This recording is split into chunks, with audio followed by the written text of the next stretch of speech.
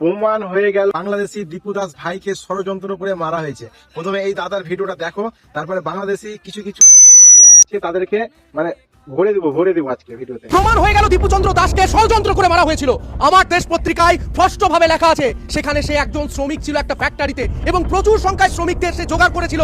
সে শুধু এইটুকু বলতে চেয়েছিল তাদের অধিকারের কথা। যে সমস্ত মানুষরা আজকে অধিকারের কথা বলে, শ্রমিকের কথা বলে, তারা আজকে কোথায়? নেই, তারা নেই। কারণ সে অর্থাৎ দীপুচন্দ্র দাস হিন্দু ছিল। তাদের জন্য আগের দিনও বলেছিলাম ভাঙানোর এই জল আপনারা ফেললাম, আপনাদের কি ঘুম ভাঙলো? আপনারা কি স্পষ্টভাবে দেখতে পাচ্ছেন না? এখন তো আপনারা মানুষ কিনা, আপনারা পারবেন না, কারণ সে হিন্দু ছিল।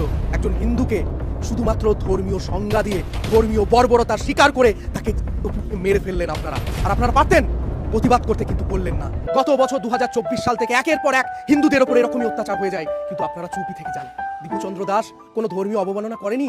সে শুধু তার অধিকারের কথা বলেছিল, সে শুধু শ্রমিকদের জন্য কথা বলেছিল, সে শুধুমাত্র তার পদোন্নতির কথা বলেছিল। তার কাছে আচ্ছা, সে যদি দোষ করেও থাকতো, তাহলে এইভাবে ধর্মের নাম দিয়ে, ধর্মের নারা লাগিয়ে একটা মানুষকে কোন ধর্মের শিক্ষিত এইভাবে হত্যা করার কথা বলা নেই? যে প্রত্যেকটা ধর্মগ্রন্থে মানুষকে এক করার কথা বলেছে, তাহলে কেন আজকে এরকম ধরনের কাজ করা হলো? মানুষরা জবাব দিতে পারবে কি?